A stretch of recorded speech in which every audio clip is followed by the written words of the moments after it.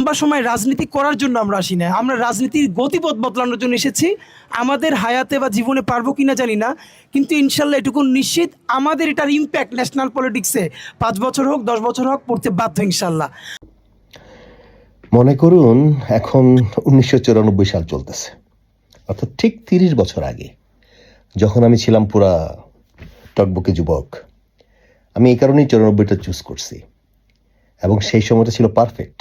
কারো হাতেই মোবাইল ছিল না, মোবাইল তো দূরের কথা, মানে তখন আমরা চিন্তাও করতে পারি না যে সারা দুনিয়া আমরা হাতের মুঠোয় নিয়ে ঘুরতে পারবো, যখন খুশি তাই বলতে পারবো, সাথে সাথে সারা দুনিয়ায় ছড়াই দিতে পারবো। ওই যুগটাই যদি এমন হইতো, আজকে 24-এর গণঅভ্যুত্থানটা যদি 94-তে হইতো, আর হাদি যদি 95 সালে থাকতো, হাদির কোনো কথা, হাদি কি বেঁচে থাকতো কারোর মাঝে? আমরা কি জানতে পারতাম? অর্থাৎ এই টেকনোলজির মাধ্যমে আমরা হাদিকে চিনি, আর সেই কারণে এই টেকনোলজি দিয়ে আমরা হাদিকে বাঁচিয়ে রাখবো ইনশাআল্লাহ।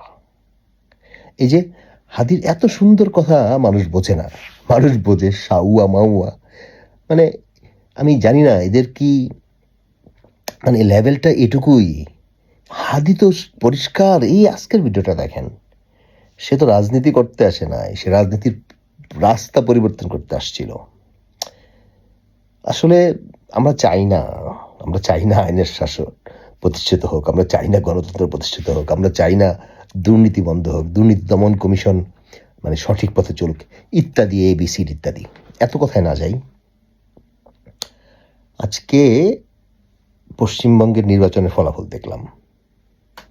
বিজেপি ক্ষমতায়, শুভেন্দ্র ছাগলটা মুখ্যমন্ত্রী হইতেছে।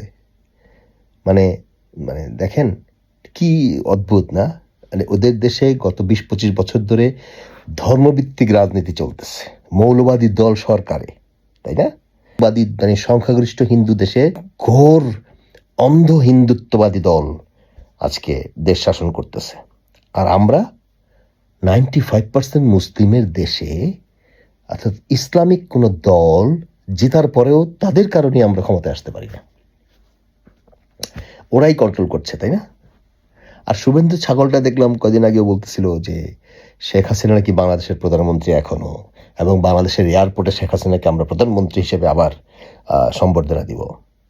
একদম ফাইন, বিশ্বাস করেন ভাই, আমার কাছে এখন মনে হয় কোনো সমস্যা নাই। কারণ আমরা এখন যেই সরকারের আন্ডারে আছি, মানে শয়তানদের দলের মধ্যে যদি দেশ যদি শয়তানের হাতেই থাকে, তাহলে শয়তানের রাজার কাছে থাকা ভালো।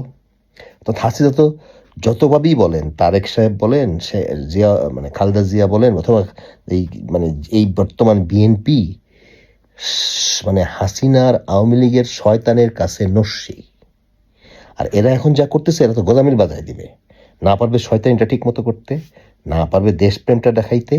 মানে এদেরকে মানে কি বলবো, আমাদের মানে মেরুদণ্ড তো মানে কি বলবো, মানে গুড়া গুড়া করে ফেলবে এই এই ছাগলের দল। সেই জন্যে আমি খুশি, আমি চাই আমার হাসিনা ফেরত আসুক। অর্থাৎ শয়তানের মহারানী আমাদের চালাক, শয়তানের ছোটোখাটো রাজপুত্রের হাতে ক্ষমতা থাকার চেয়ে মহারানী চালাক, তাই না? এটাই বেস্ট হয় না?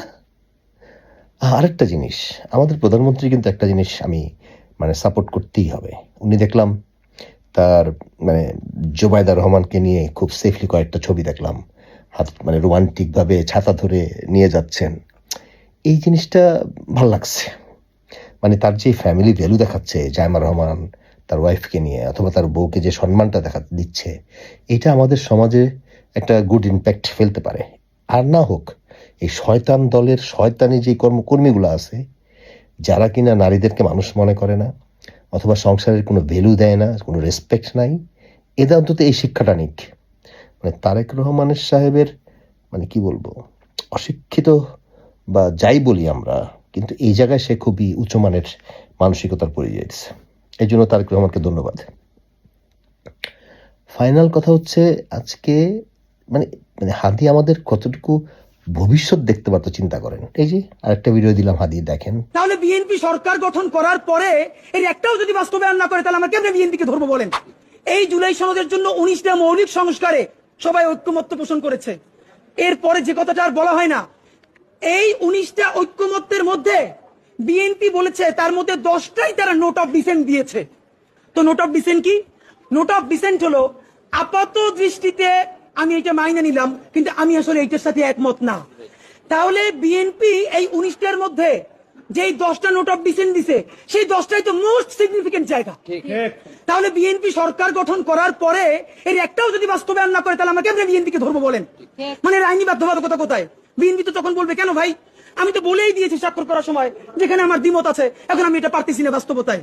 মজার ব্যাপার বলি, সরকারের কয়েক জায়গায় জিজ্ঞেস করেছি, বলেন তো 19টা মৌলিক সংস্কারের মধ্যে আপনাদের কাছে একটা মোস্ট সিগনিফিকেন্ট কোনটা? তারা বলেছে সংসদের উচ্চকক্ষে পিআর ব্যবস্থা আনুপাতিক হারে। সে বিএনপি সব জানতো তো যে এখন যা ঘটছে সব পরিষ্কার হাতে দেখে গেছে। আর আমরা এরকম এরকম মানে কি বলবো, ভবিষ্যৎবাণী বলতে পারা, জানা, রাজনীতির পথ পরিবর্তন করতে আসা লোকজনকে পজিটিভ পথে, ইনসাফের পথে দেশকে নিয়ে যাবার মানুষকে আমরা মেরে ফেললাম।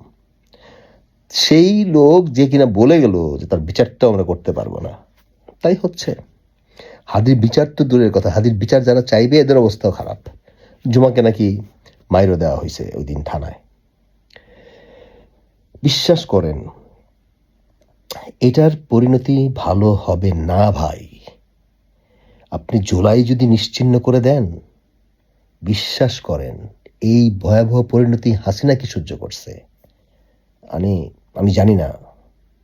এর আগুনে ছারখার হয়ে যাবে। আজকে হোক, 10 বছর পরে হোক, বা 20 বছর পরে হোক, এই হাদির ভাইরাস ধ্বংস করে দেবে সবকিছু। সঠিক পথে আসতেই হবে বাংলাদেশকে। ইনকিলাব জিন্দাবাদ, জাস্টিস ফর হাদি।